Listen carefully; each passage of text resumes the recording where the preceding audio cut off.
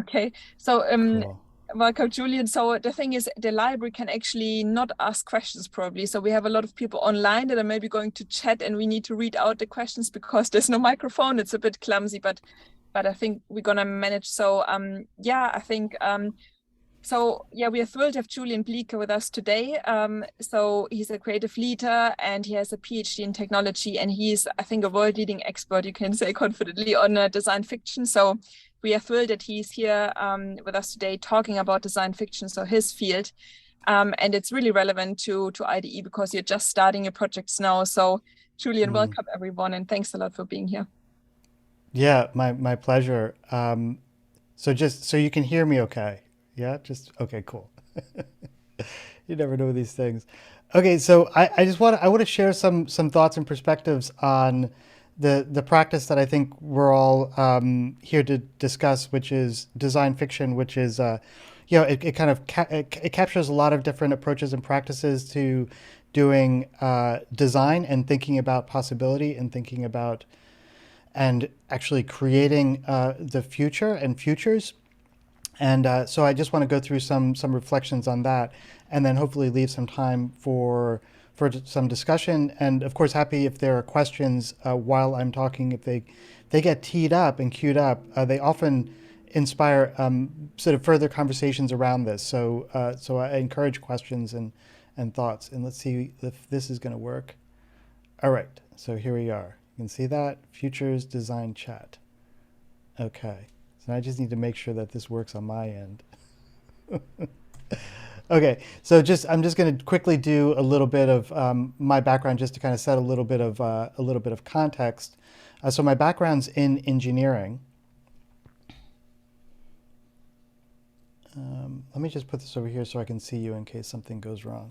Okay, so my background's in electrical engineering, and I did a master's degree in also in engineering, mostly focused on user experience design and um, virtual reality, basically, at the University of Washington. And then I did my PhD in the History of Consciousness program at the University of California in Santa Cruz. My focus was on technology and culture, and I've come to realize that it was really on focusing on the way in which we our our consciousness has developed around our relationship to technology and how it sort of shapes and informs us as social beings. Subsequently, I kind of bounced around quite a bit, and I think that was because I was trying to find a place that felt like kind of like home, where I could bring my imagination to the work of creating essentially products, things from possible worlds, and so that kind of varied between doing it when I was at IBeam, doing some work there as a kind of arts practice. So art and technology were two things that could kind of go together. And then teaching at the film school at USC. So essentially telling visual stories about things was my focus there. And then I spent quite a bit of time at Nokia working in an advanced design team. Again, still trying to figure out ways of investing time and energy into thinking about the future as it might pertain to creating products that might be from the future, at least as a commercial entity like Nokia thought about the future. And then when Nokia kind of imploded all over itself, I started a company called Amada, and that was a proper product company, and that was both a desire of mine as an engineer, really wanting to build a product, not just a prototype of something, but actually something that could introduce itself into the marketplace. And my experiment in this context there was to think about what it would take to create a product that felt like it was from someplace else, like it didn't quite make a whole lot of sense, but that could exist and sort of shape people's perception about what a particular archetype of a product could be. And it's super nerdy, but essentially it's this, which is it's a bicycle computer, but it's got an analog display but digital electronics on the inside. And I won't go into too much of that now, but you can see a lot on my website and the Amada website. So here was my question: what would it look like if you could do design and fiction simultaneously? And this was, I realized, was kind of like my thoroughgoing question through all of these endeavors, and trying to find the way to do that. Sometimes I knew that I was asking this question. Sometimes it just occurred to me in hindsight, actually, that's what I was doing during that time. And so when when I was in Los Angeles, I became friends with this guy, Bruce Sterling, who happened to be doing a residency at Art Center College of Design, which was across town from where I was teaching. And I learned this from him, which I found like absolutely fascinating. As he was studying what it is to be a designer at Art Center, he had this question: design and science fiction are sister occupations. And I found this really provocative because I was still learning about what design was, and I had a good handle on what science fiction was, but I didn't understand how design and science fiction could be sister occupations until I really kind of allowed that to kind of soak in through conversations over the years with Bruce. And so I asked him this: is like, can you do design as science fiction?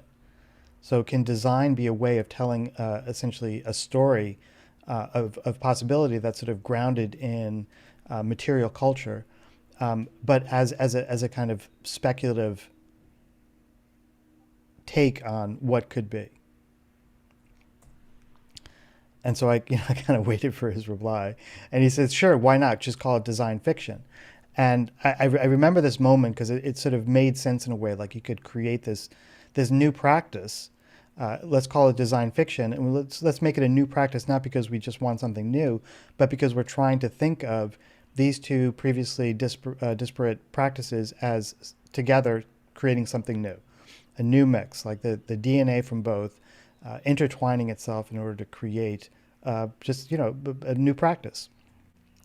New not for the sake of being new, but new for the sake of wanting to look at and understand and make sense of the world in a slightly different way, in a way that's different from science fiction on its own as a literary form, and different from design as it was understood at the time, like 2005, 2006, as something that was in the service of more in service of the imagination than in service of structure, like companies and that kind of thing. So I was curious about how these things could come together, and so I kind of wrote this. And this was my sort of slightly overthought consideration about what these things all together could be. So a short essay on design, science, fact, and fiction. And this just allowed me to essentially get all my thoughts on a page, and use that as a platform for evolving and developing what this practice might be, and doing it in collaboration with a great many other people who were also asking similar kinds of questions, and also looking for an evolution of a practice that felt like was timely. There was a moment in which we kind of needed a new take on what it was to think about, in particular, the future, or what's next, or what's adjacent, or what could be. Okay, yeah. So why do this?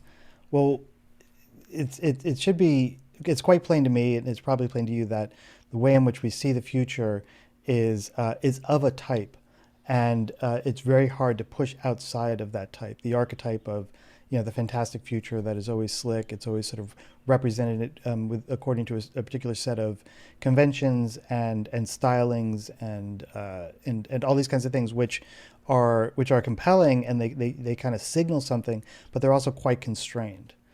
So the world is either going to be fantastic in the future, or it's going to be like a smoldering mess. And it felt like we could use other possible archetypes for representing the future. So you have things like this. You have the hype cycle, which is a favorite go-to for trying to, for those who are looking to anticipate what's next. It's often very much it's tied very closely to things, and to things that you're going to try to figure out how can we extract some monetary value out of these things, and then the future also oftentimes kind of looks like this on the one hand, like very clean, like there's no disorder to it. It's all kind of perfect and almost kind of fascistic, and there's lots of blue kind of see-through displays. Doing kind of inscrutable, generally poorly designed things, but it signals something, lab coats and all that. And so the question still remains, like, why do fiction and design together? What's going on there?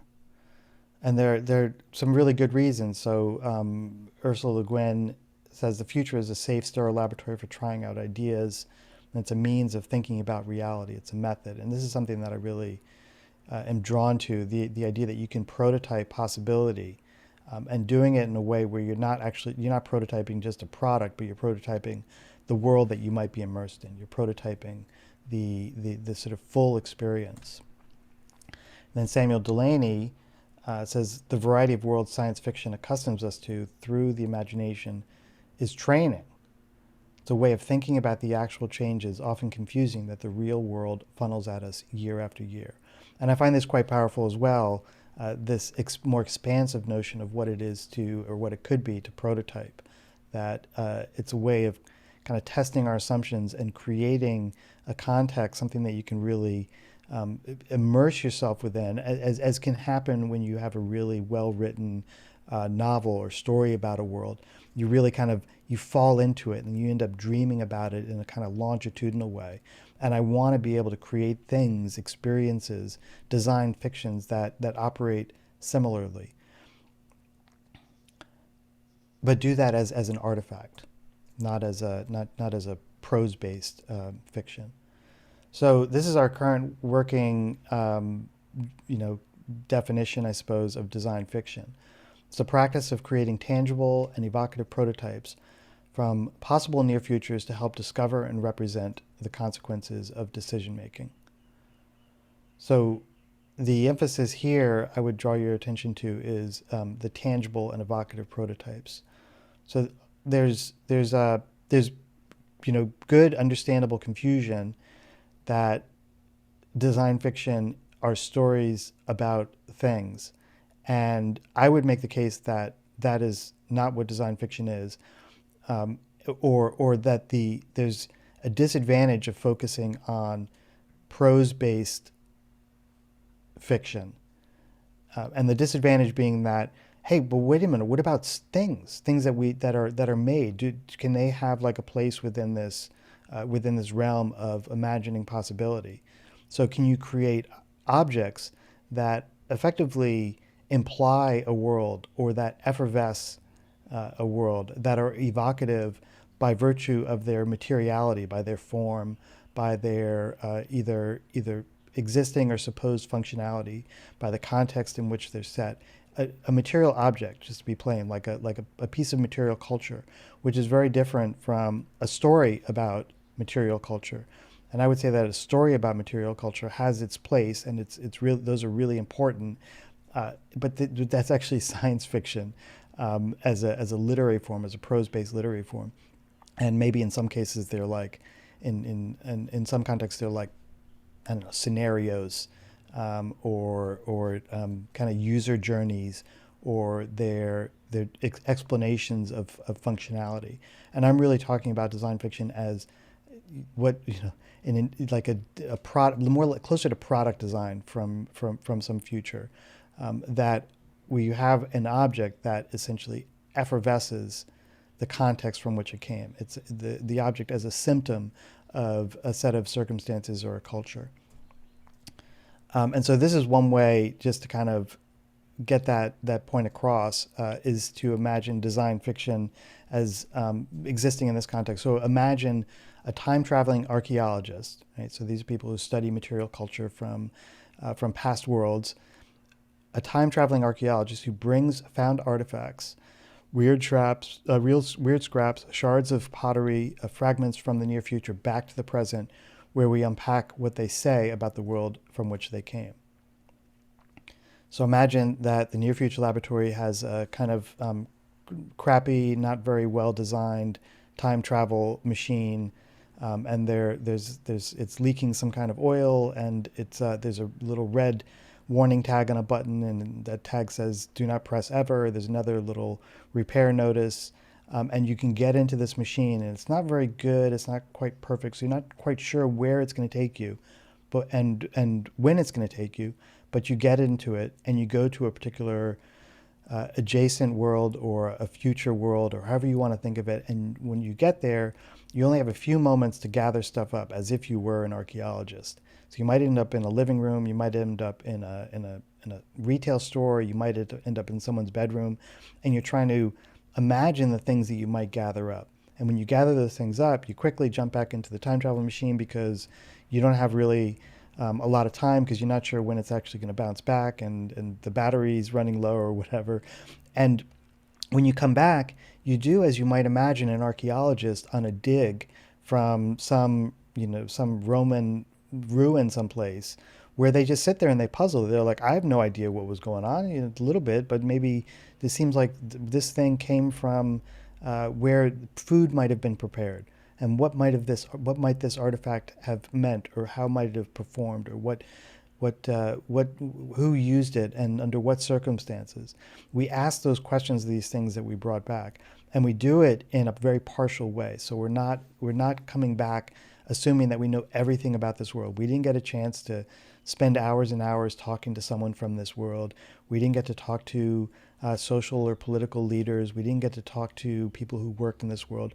We only bring back the object, and then we're meant to infer what the world was that this object existed in. And so these are design fictions. So in another context, you might imagine, I guess maybe more of a, the approach to this is if you're doing a project and you're trying to feel your way into what a future might look like, you might do a whole bunch of research about existing trends, things that are going on in the world. Essentially, the kind of future of work is what you're trying to do. You're trying to understand where the world is going in a particular context. So the example that I'm offering here is like we're just trying to think about the future of food. And in that, you're just kind of doing a bunch of desk research. You're looking around, maybe you're talking to some people, trying to understand what they think the future of food might look like. Where are things going in the trend line? Where are scientific developments in food? How are tastes evolving and changing? What are the constraints that are being put on food production in a global context? All these kinds of things. You might gather all this material. And then you might stop there and say, like, well, here it is. This is what it kind of looks like. And you might synthesize this in the form of a write-up, just like the conclusions. Here's all this research. Here are the major themes. Here's what I think or what could be or where things seem to be going. And you kind of tidy it all up and put it in a 3-ring binder and say, here, this is my future of food report. And that's pretty hygienic. That's the kind of work that a lot of future forecasting will do, or trends forecasters, or these kinds of things. So there's your report. There it is. It's got a bunch of writing. It's got some trend lines and pie charts and that kind of stuff. I'm like a I guess certified product guide. Like, I like material artifacts. I think that they're incredibly powerful ways of opening up the imagination, of a thing through which you can imagine a world. And so what I might do is I might take all that stuff and say, like, you know what? I don't want to do that report. I don't want to write all that stuff up and synthesize it and do a bar chart. That doesn't feel very evocative to me. There's nothing very exceptionally visceral. There's no vivid representation of what this world is. I'm not opening up the imagination. I'm sort of making a statement about what the world might look like. Now, that might be useful. You might have that. But also, I want something else alongside it. It's like, I want a box of stuff. I want that the collection of things that me, the archaeologist from the future, has brought back from this world, the things that I start to imagine when I'm reading all these reports, that I'm sort of feeling into this world and trying to bring some of it back in a way that plays on our, I guess, so there's something about the human consciousness that is drawn to a thing, not just words about the thing. And I want to do more of that. I want to bring the imagination into this equation, and I want to bring it as part of the conclusion. I want to show this world. And so I might say, like, you know what? I'm going to do a box of cereal. Yeah, you might get the 3-ring binder with all the reports and all the synthesis and the bar charts and all that kind of stuff, but you're also going to get a box of cereal. And that box of cereal might be as effective, if not more effective and more imaginative and more visceral way of representing what that future world might look like. And it might be a box of cereal that implies certain changes in the world, certain changes in the way in which food is considered as a part of material culture and part of like food culture. It may have an evolution in the way in which the networks of distribution and manufacture are organized. There might be new brands that appear. There might be new sensibilities that can be implied just through that box of cereal. And you might be able to actually do some incredibly imaginative work to synthesize all that research in this bit of material culture. And this is what I would refer to as the design fiction. This is telling a story, but through a thing, an evocative object containing lots and lots of knowledge, lots and lots of implied aspects of the world, lots of openings for people to kind of participate in asking questions about and opening up the realm of possibility that doesn't have the same conclusion that a period, a full stop at the end of a report does. There are probably more questions here than there are conclusions, and that's good because we want to have those conversations to think about possible worlds. We want to give people the opportunity to ask the questions that are kind of lurking beneath the surface. So you have things like, okay, it's made with cricket flour, right? So insect protein is now a core component of some food products. Monsanto is somehow involved with something called a bioscan. Again, this is something like, I don't know what the bioscan is, but it feels like it's of a world. And it can open up a question because someone's going to ask, oh, what's bioscan? Like, good question. Like, let's try to understand what the different attributes and characteristics of something of this sort might be, such that there would be something called bioscan. I literally don't know, but it feels like it's something that could belong there. And that's part of it, is giving yourself as the creator of design fiction, as the essentially the futures designer, the space to create representations from the world that don't necessarily have to be complete. They're openings for questions and conversations, and we're provoking and evoking considerations and dialogues with stakeholders. Okay, so some other examples of design fiction. So this IKEA catalog is something that we did with a research team, including some people from IKEA, to think about what the future might look like as represented through the archetype of the IKEA catalog, which is something that has a particular resonance, and using an archetype that is evocative, that some people can feel into, that they recognize at like almost every level, both the brand and sort of the visual design of it provides this point of entry, and it makes something feel like it belongs in the world. And I think that's an important aspect for design fiction that I've learned, is that if you can make it feel liminal, if you can make it feel like it's something that could possibly exist in the here and now, and open up that, create that, I sometimes refer to it as the double take moments. If someone sees it and they're like, oh yeah, IKEA catalog, but they're like, wait, what? What's going on here? And that wait, what moment is where the conversation opens up, where you have that little bit of, kind of beautiful cognitive dissonance, where people are like, whoa, what's going on here? And you want that question, the whoa, what's going on here? You want people to kind of refer back to that entry point into that future world, where they begin to wonder, and they start having a dialogue, which opens things up, and that sense of wonder that comes from something that says, wow, this is kind of crazy. Like, what? This is something that I wasn't expecting. This reflects a certain kind of creativity and imagination that I think draws people into the conversation. So here's a spread from that. It feels all like everything's, oh yeah, okay, I can't, but wait a minute, what's going on here? Like, look at this guy. One guy's like tapping on something. He's got VR glasses on. So it's the kind of thing that just sort of opens up that. So rather than, you're not fetishizing virtual reality as oftentimes most futures stuff would do. I mean, Google Future and virtual reality, and you're just going to get a lot of kind of blue line drawings and people wearing helmets and looking aghast at the world and wonder and that kind of thing. But you're just making it normal. It's just part of the world itself. There's nothing unique going on, and even you can see on the armrest of the sofa there's a little a something or another, and maybe it's referred back to you in the description of the sofa. And then this guy, Ari Birnbaum, you look at him and say, oh, it just looks like a pitchman of some sort, but he's actually the data wealth king. So what is that? Data wealth? What's going on there? And so you start opening up, and why is IKEA involved in it? These little kind of nudges into what could be. Some more things from the catalog. So, there are different kinds of new materials of some sort, carpets made of moss. Is sort of tipping things into something that looks like something that could exist, but what is going on here and why is this happening? And so those again places where those questions are kind of opened up.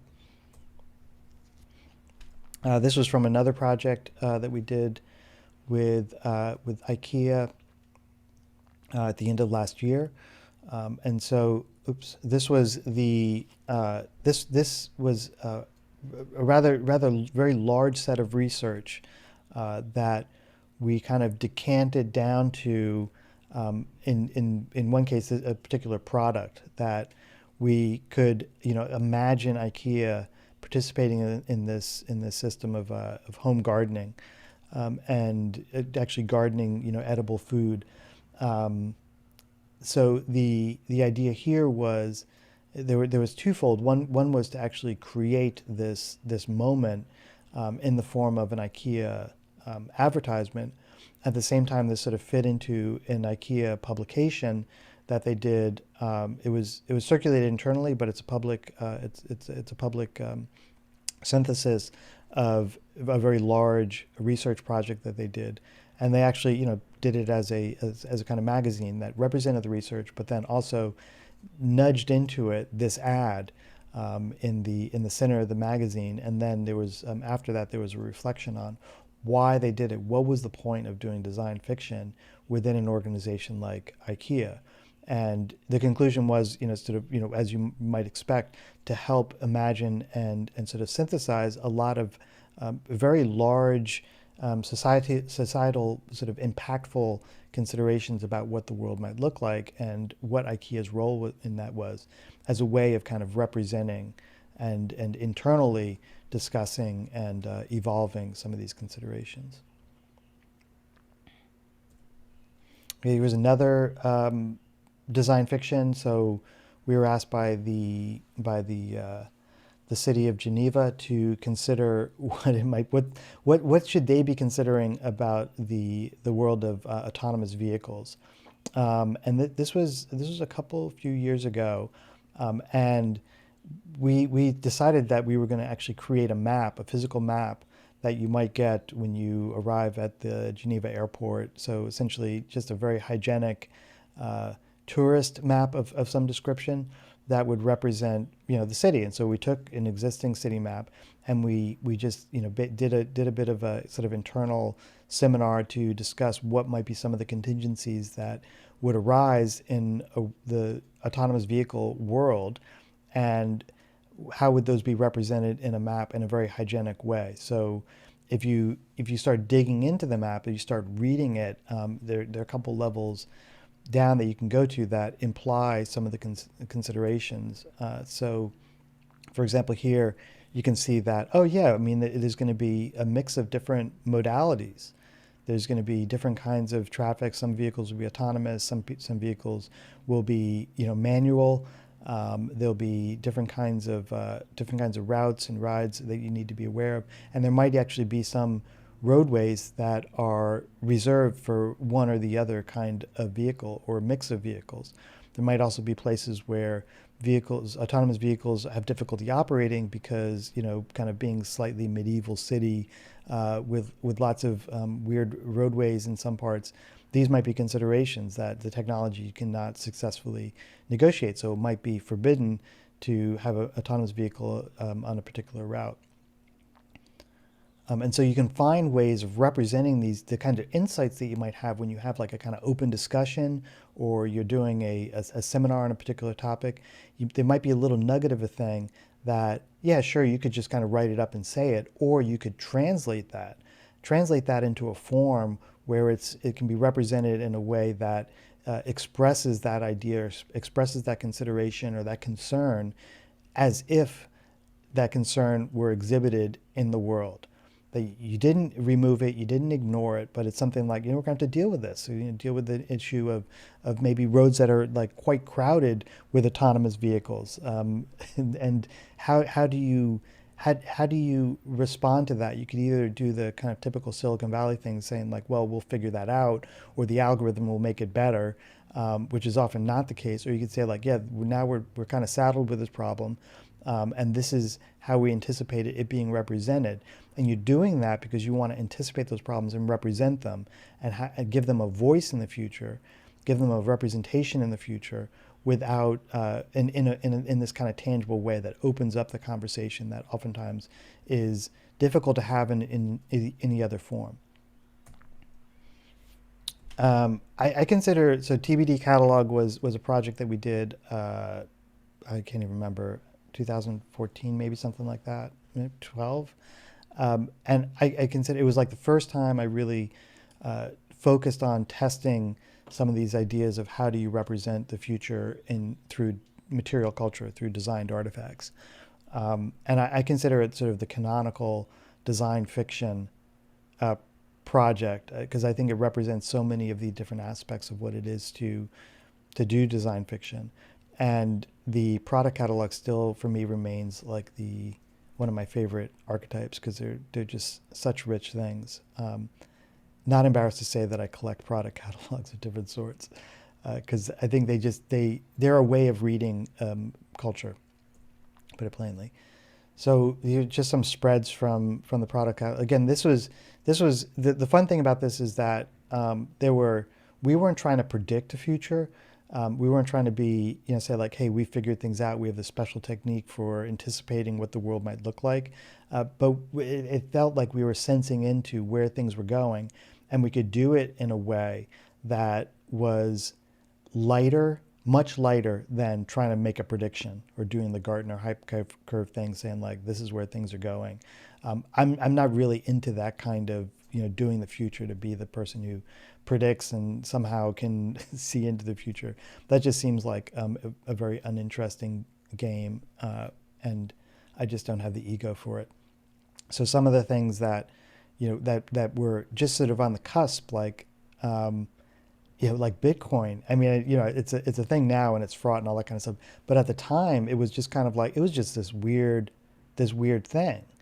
And it wasn't so much that we thought that it would become a big thing by any means. It was more like, what would the world look like if this kind of trended? And there's a lot here that anyone could have represented, but we decided to represent it, I guess. Like, so we weren't playing the game of trying to hedge the market. We're just saying like, well, it seems like hardware for mining, whatever that is going to be a thing. So like, let's see, let's just sort of say that this will be part of that world. And then, like drones, of course, were a big deal.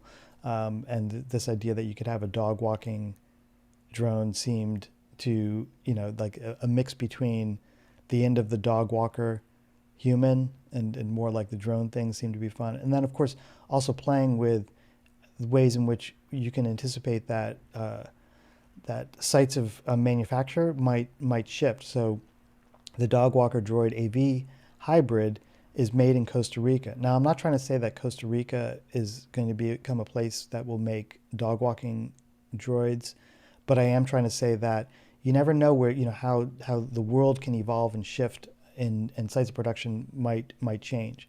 Now, there's one way in which you could say like, well, you got it wrong, because there are no dog walker droids near as I can tell, and Costa Rica hasn't become a site for high-tech manufacturing.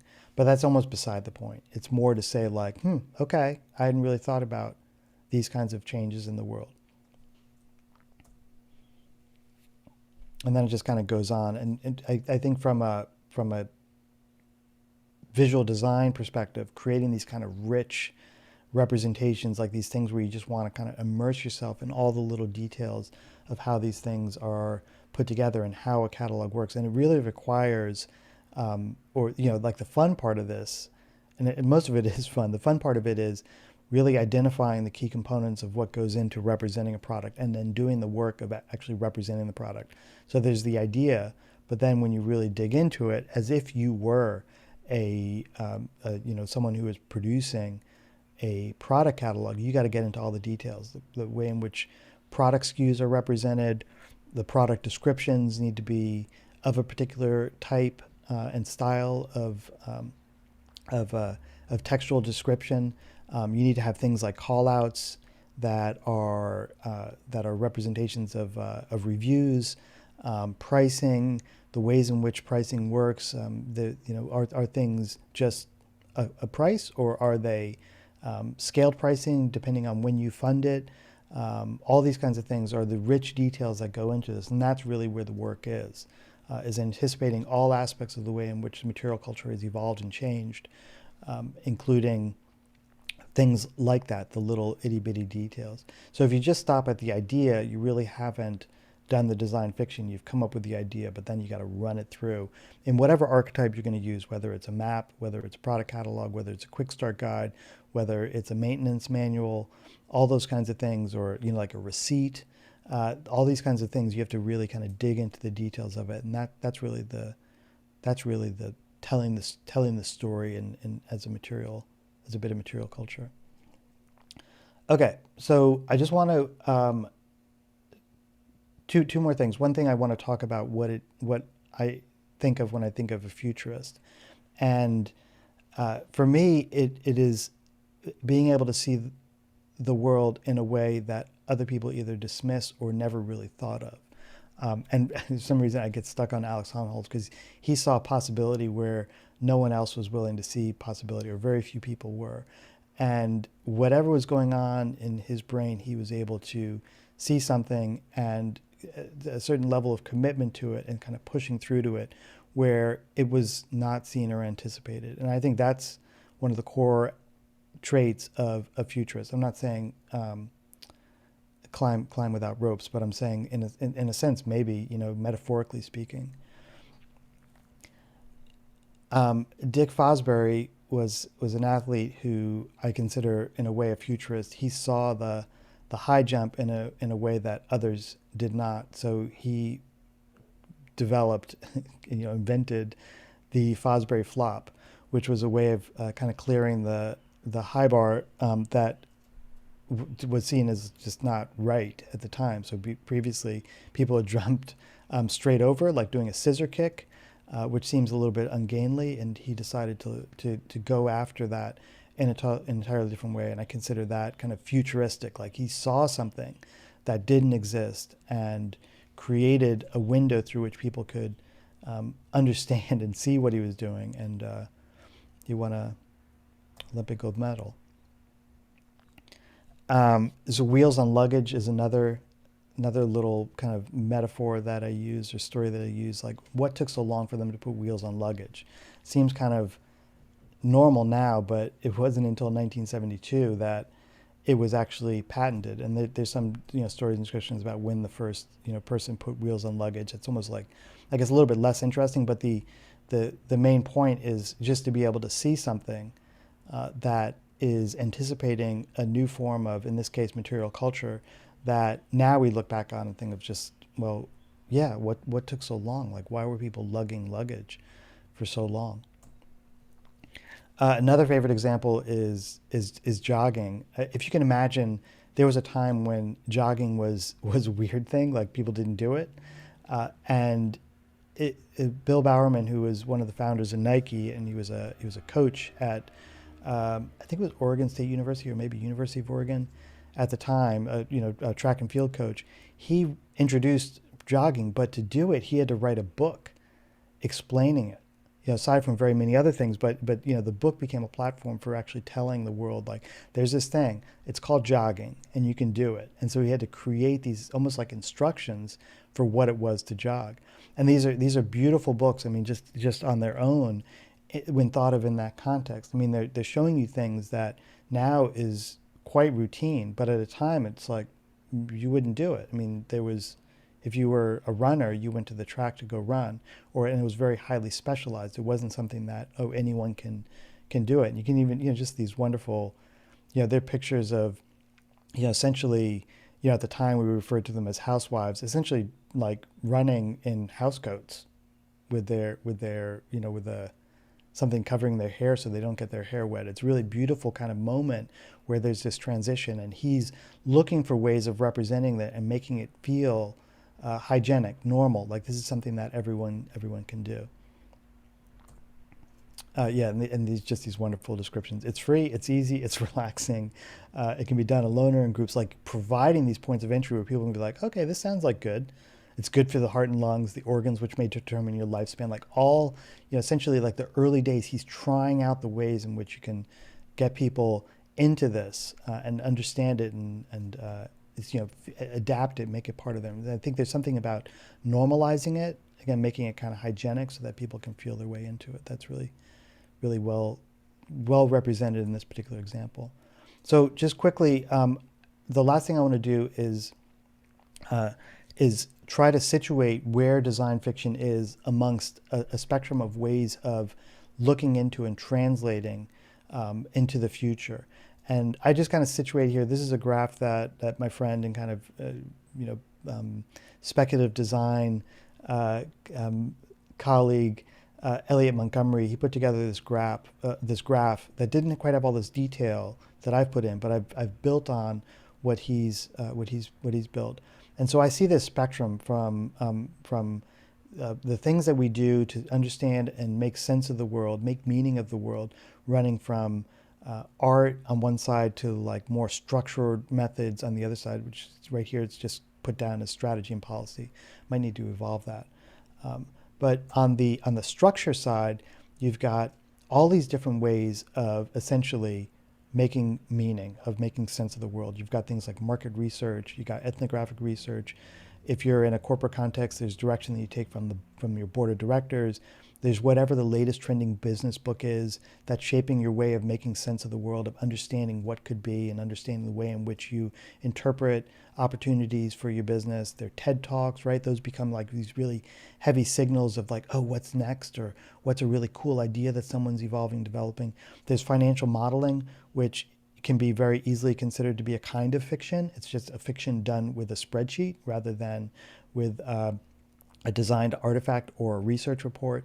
Financial projections, the quarterly advisory, market analysis, all these things that kind of are getting closer to, I guess, less evidence-based things. There's like user research, qualitative research, trends report, there's design thinking, and as you get closer to the kind of middle between the imagination and structure, you get things like design research, design futures, exploratory prototypes, you get speculative design, of course, production design when you're kind of getting more into the realm of visual storytelling, visual translations of culture into a cinematic form, futures design, all this kind of stuff these are all ways in which we do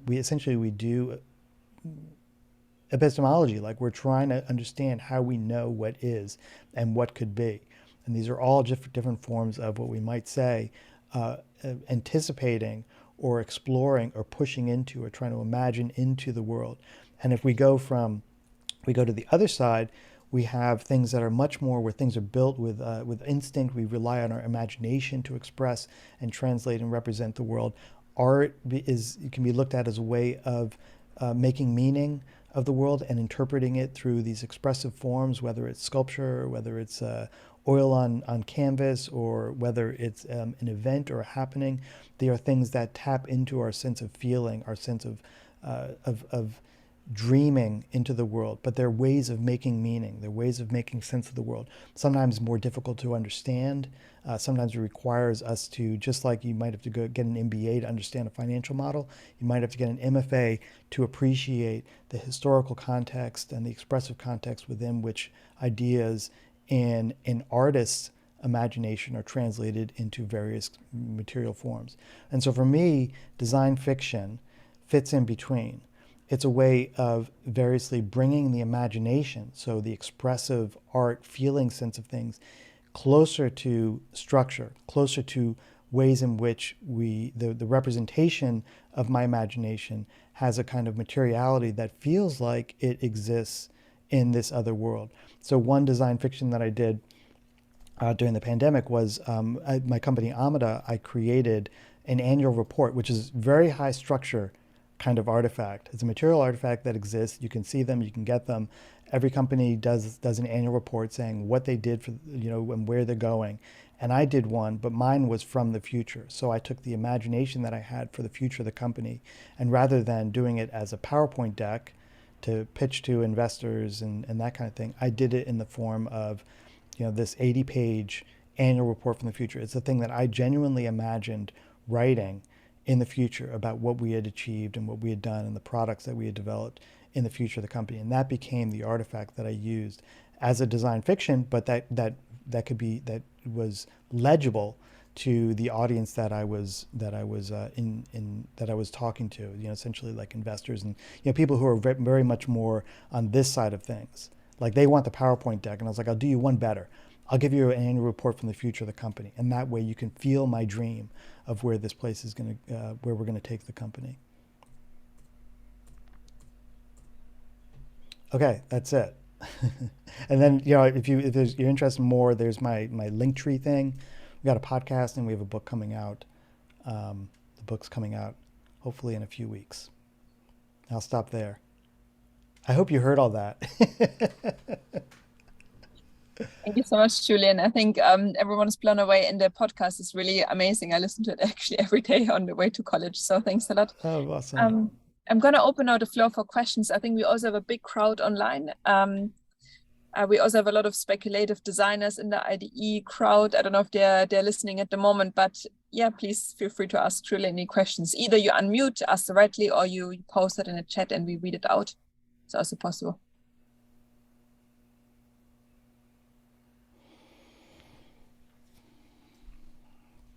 Maybe they're a bit shy, so I'm gonna maybe kick off with one. Julian, what makes for you a good design fiction in a way? What are the certain qualities? It feels like it needs to be somewhat close to home, but not too close and not too far away. How can you make a sense of it? What's a good prototype that feels somewhat intriguing? Yeah, that's a really good question. I think there are you could if it feels like it could be, that's a good measure for me. If it feels like it's something that I would expect to see on on the side of a bus, a metro bus, or something that I might see in a magazine, if it feels like in that kind of territory that is making it feel, I guess to a certain degree, a little bit out there but plausible, is where it exists for me. And again, it's, I think, back to that, if there's an allegory, the imagination and structure, if you can bring one to the other in a way that feels like, all right, this feels like this is of a particular world. So I think that idea of it feeling either imminent, if it's gonna make me do that kind of double take, like, wait, what's going on here? I think that's also a characteristic of it. Yeah. Okay, thanks a lot. We have also questions here from Viraj. I don't know, Viraj, if you're here, shall I read it out to you, or do you want to unmute? I could do it. So, hey, Julian, I suppose we've spoken briefly before on the Discord, on which I'm as well. But I wanted to ask you, while working on client projects, design fiction can be seen as playful, experimental, or dare I say, not useful, because it belongs. I mean, there is value in provocation, but one could argue that provocation may not be as valuable as actually creating objects that belong in our lives right now. So how do you approach such a situation, or if someone has such an outlook? Yeah, it's a really good question, and so I think how you handle it is, well, I think there's a lot of work together. I found is quite helpful. So rather than just kind of taking, going away and then kind of bringing something back.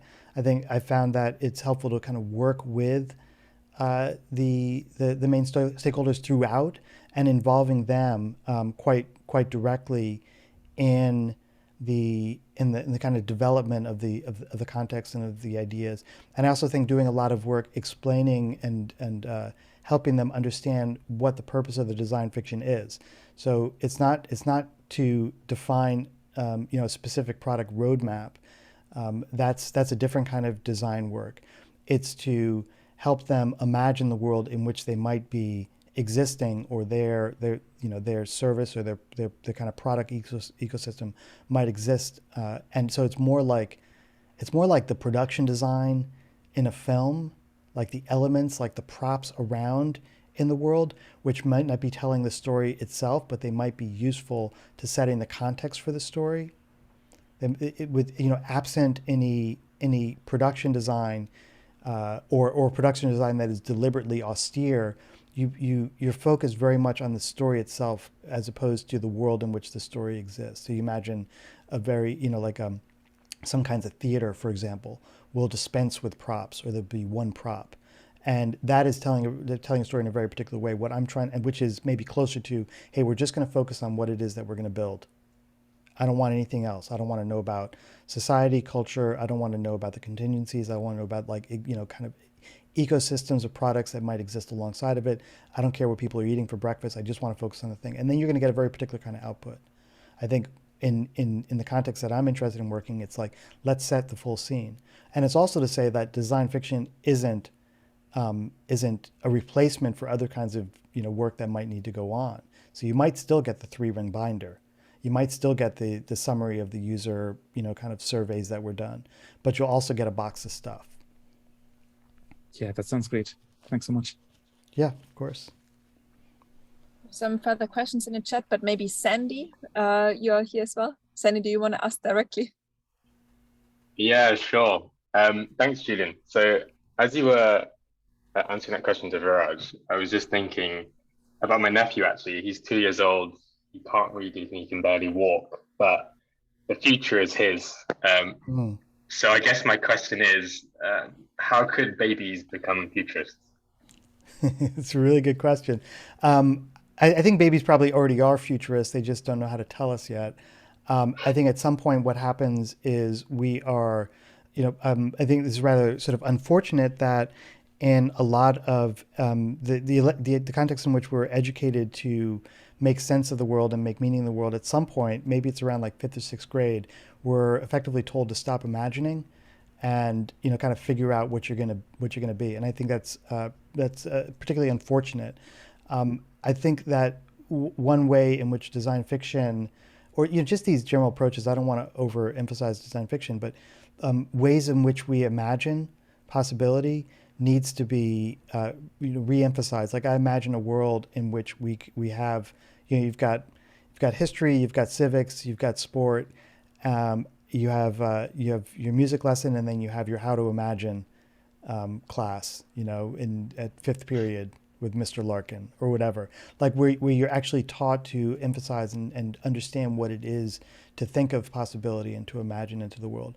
And it's something that I would really like to create in some contexts. I'm not saying create a whole curriculum, but actually I would love to do workshops with young adults to bring up this question, like, let's talk about what it is to imagine, or let's imagine possibility, and doing it not as a way just to kind of dream and ideate, but also as a skill, as a pragmatic approach and mindset, just as where you kind of develop your sense of what it is to I don't know, you develop your mathematics mindset. You understand the world through mathematics or through civics or whatever it might be. Being able to do that with the imagination, I think, could be powerful. Thanks. Sure. I think Irene has a question. Irene, are you there? Hi, yeah, I'm here.